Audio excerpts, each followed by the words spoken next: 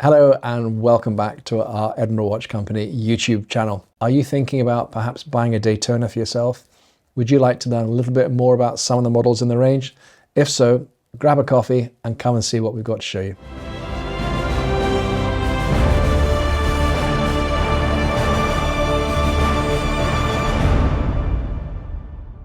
But before we do that, let's just do a quick wristwatch check. Now, I've gone for something a little bit nautical. It's not a Rolex, but something that we have in our collection here at Edinburgh Watch Company, and I think it is an absolute beauty. It's by a company called Corum. Now, Corum is a very famous Swiss company. I remember many years ago, I bought a Corum when I was in Switzerland, and it was the watch I wore on my wedding day. I foolishly sold it, and I've ever since then been trying to find another one. But what I love about this one is the dial. You can see it's got the various flags going around the perimeter and just a lovely, lovely color. And we've got this watch on the website, I think for a couple of £1,000, so it's really a lovely, lovely watch to wear. However, we're not here to talk about Corum, we're here to talk about Rolex.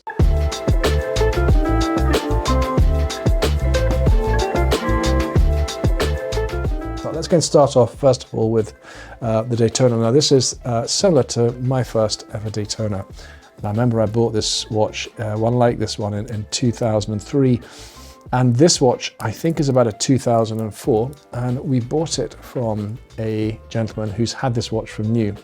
And it still, I think, has the price on the side of the box. It was something like £3,760. So what a brilliant investment watch for him to buy. So this model is the 116520, and it came out around about 2002, and it replaced the Zenith Daytona. Now the Zenith Daytona, for those that don't know, is a very similar looking watch for this, but Rolex used a modified version of the Zenith El Primero movement in the Daytona. And that ran for a number of years, but stopped when 2002, the Rolex actually put their own in-house caliber movement in it. So this is a version of that. So the look of this watch, it didn't change from what 2002 up to 2016 when the ceramic Daytona came out. So the basics of the watch, it's an automatic chronometer watch, so accurate to within -4 +6 seconds per day. It has, of course, that chronograph function with the extra buttons on the side here. And you have the sub-dials there as well. So the Daytona, the name given to it, of course, from that famous race in America, the Daytona 500. And it's probably one of the most iconic and the most difficult watches to get. It has been. I remember when I bought my watch back in around 2003, it was hard to get then and just as hard to get now. But I think you can see why, because it is really the most attractive watch. A watch, I guess, initially designed for gentlemen, but we have lots of ladies wearing them, and they really rock on a lady's wrist. They just look great. I've got a few customers who bought watches and lent them to their wives to wear, but never got them back. And I think why is because they're just cool, aren't they? And they're lovely and slim to wear as well. So a watch of this sort of generation, it's got quite a decent power reserve on it. I think it's around about 52 hours for the Daytona. It's stainless steel, but it has a water resistance to about 100 meters. So again, something you can wear all the time. You have luminous hour markers there. So again, nighttime reading is not too bad. And then the bezel here in stainless steel with a tachymeter on the outside of it. To ensure this watch is waterproof, the crown here screws in. You can see it's got the crown guards there, but also the chronograph functions, these actually unscrew to operate them. And so once they're actually screwed in, then again, that ensures they're waterproof. But by unscrewing them here, start, stop, and then reset at the bottom. Now, in fairness, I think most won't use those functions, but it's very, very nice to have, and it gives you that sort of sporty look to it. The bracelet on the Daytona for years has been the same. It's a stainless steel bracelet, again, all in 904L grade stainless steel. The outside links here are that satinized brush look, as where the links are what they call the polished center links. So it's a good substantial bracelet, and it joins here the deployment clasp there. This just closes over there, and once that's shut, you can then put the safety clasp on top. Now, This one here, if we look at this closely there, you can see it's like pressed steel there. And when we look at the more modern version, you can see how that's changed. But really very similar in many other ways. So that is the classic stainless steel Daytona. So you can have this with a black dial or a white dial. And this model is, say, around about 2002 to 2016. The Zenith ones are quite a lot more expensive. They're very much the sort of collector market, but there you go, that's it on the wrist. And it really does look absolutely lovely. This particular example, not to try and sell it, but it really is quite an exceptional one. The provenance it has, it's been so well looked after. It's been back to Rolex for some servicing and really hasn't been worn very much at all. With the bezel on the Rolex Daytonas, a bit like the Explorers, it is the kind of the Achilles heel of the watch. It's the bit that if you're not careful, they will catch the dents and the marks and the scratches. And that's one of the reasons why I think why they've gone on to the, the ceramic bezel on the Daytona, as they have done, with the Submariner. I'll just hold it up to camera there. So again, just gives you a perspective of its thinness. It's just a really lovely, lovely watch to wear. So that's it. That's the classic steel Daytona.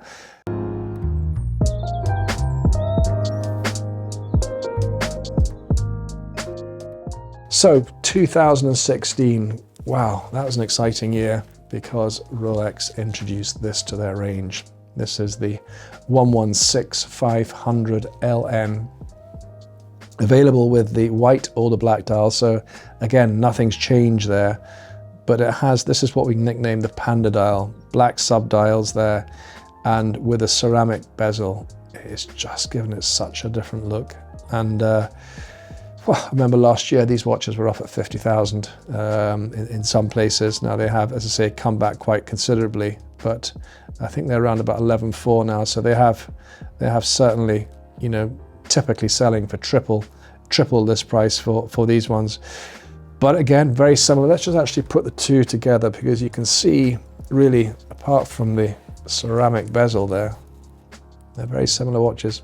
40mm case size, very, very slim. Automatic chronometers.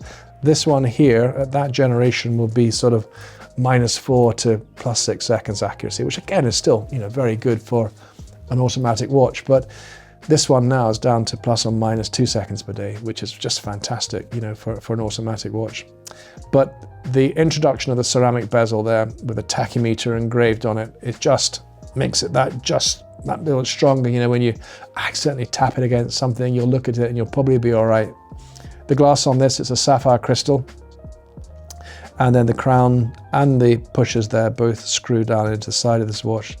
Now this particular watch we got, shooting this video here towards the end of August, it's a one-owner watch. It was bought in 2019, and when we get all our watches, they normally have a lot more wear than this, and they get sent away and polished. But this one here, it's probably been worn about 10 times. It's just absolutely lovely, and it would seem a shame to polish that and lose its originality for something that's been worn so infrequently.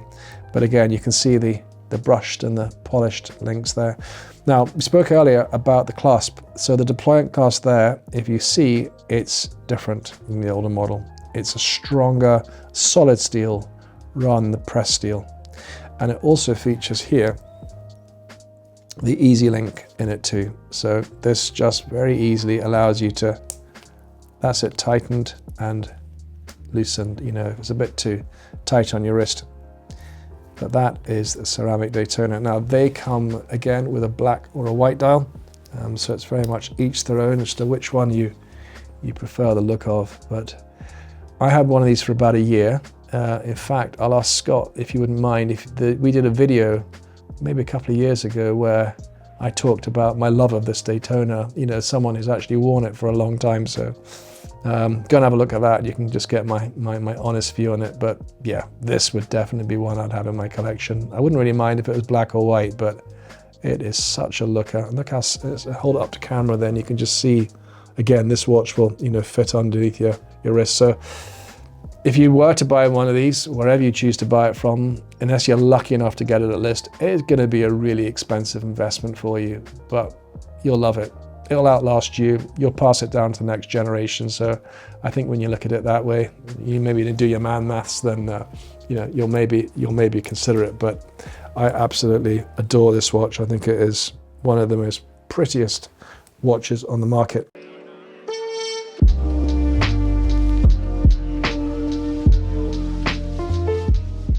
So we're now going to go from steel and we're going to look at gold. I've got a couple of gold watches. I've got one in the classic yellow gold and I've got one in the Everose gold. First off, let's go and look at this one here.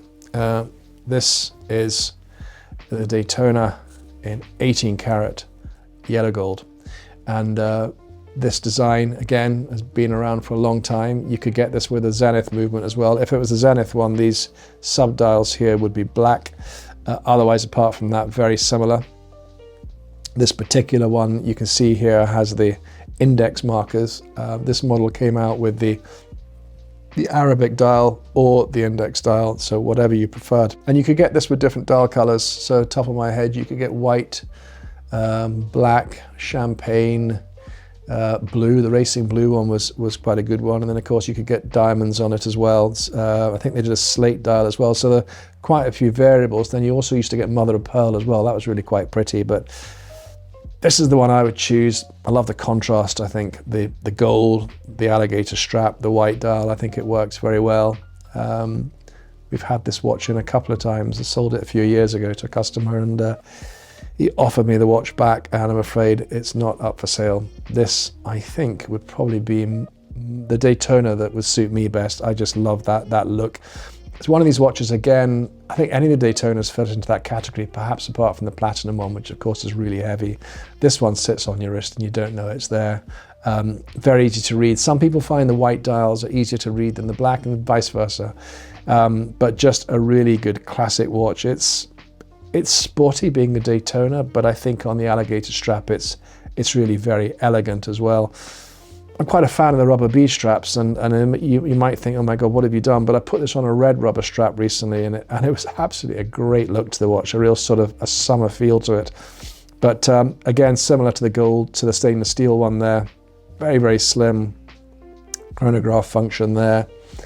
Alligator strap, and again, you can get blue, black, brown, different shades of them. This is a 2015 model, so it has the older clasp on it, and again, when you see the rose gold one, you can see how that's changed. But if you want a Daytona and gold is your thing, now you also get this with the gold bracelet as well. So again, a slightly it's a bit quieter, I think, with a leather strap than the gold one, but I may say the gold is really nice. And the gold ones, in fact, there's another dial you could get the Paul Newman, the racing dial as well, was a really nice one on this. But what a looker. It really is. And I'm so lucky that we got this one back. It just works so well with that alligator strap. It's just I think a timeless look, accurate. Again, this one being 2015, probably -4 +6 seconds. Newer ones are much better than that, but I'm not sure that really matters. And there we are. I'll just hold that one up to camera there so you can see. So this one, really quite a hard watch to beat. Now, you used to also get these in white gold as well. That's a really nice looking watch as well. We sold one recently in white gold with the blue alligator strap on it.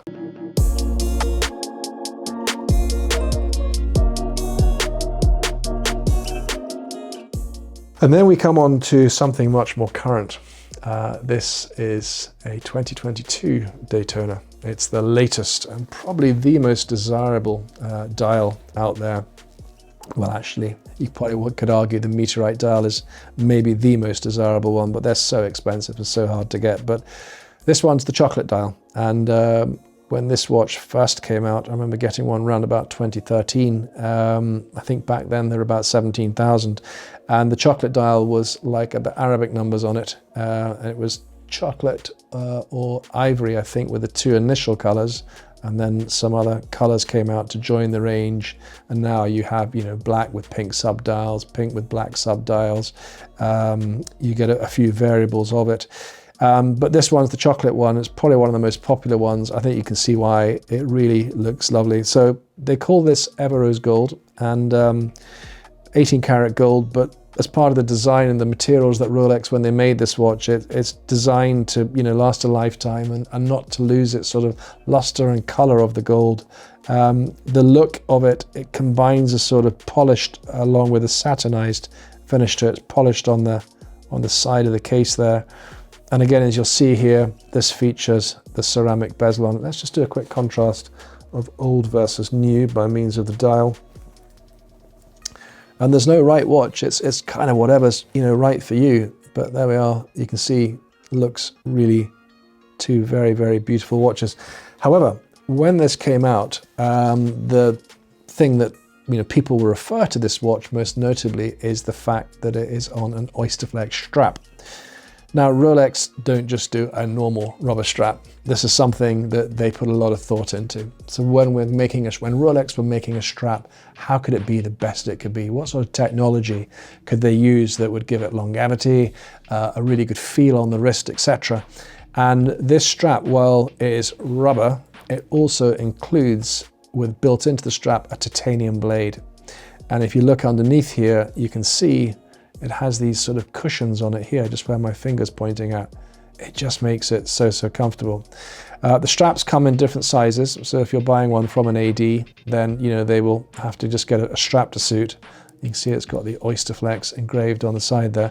I'm sorry if you keep seeing me looking down at camera. I've actually got a monitor here in front of me, and I'm just wanting to make sure that I keep this watch in focus for you, because I'm sure you'd much rather look at a watch in focus than looking and listening to me. However, there is this deployment clasp, and you can see there in solid 18 karat Everose gold. This also has the ability to be adjusted too with the easy link on it there, just to give you that perfect positioning. And then when it's closed, you have the safety clasp there on the back. Now, I don't think this one's quite going to fit me, but be enough to get it on the wrist and give you a perspective. There we go. Chocolate Daytona. First one of these. In fact, this is the first chocolate one we've ever had, actually. Again, these do come on the bracelet as well, but I think on the rubber strap it just tones the watch down a little bit. Very, very sporty yet very elegant. Of course, the difference with this one versus the leather one I showed you earlier, you can wear this one in the water. So again, waterproof down to 100 meters. And let me hold it up to camera, just like the other ones, really, really slim on the wrist. So again, if maybe you're a lady looking to buy a Daytona, no problem. You can certainly get the strap to suit you. But that is really quite a striking watch. So there we are. A look at 4 beautiful Daytonas. One of the most iconic watches in the Rolex range. Certainly one of the ones most difficult to get, but if that's the watch you want, it's definitely worth waiting for. Some of these watches we have here are on the website for sale. We do see them fairly regularly. Again, if you're looking for one, please let us know. We'll add you to our waiting list. But there we are. Brings us to the end of our video. Thanks for watching today. Hopefully, if you've been thinking about a Daytona, that might be something that you have found useful. And it's one of a range of videos we've been trying to do recently to help enthusiasts think about which watch is sort of best for them. So thanks for watching. If you've enjoyed this video, why not give us a thumbs up? And if you'd like to see more videos and be notified soon, then click on our subscribe button. We've got videos coming along every Friday. Thanks for watching. Take care.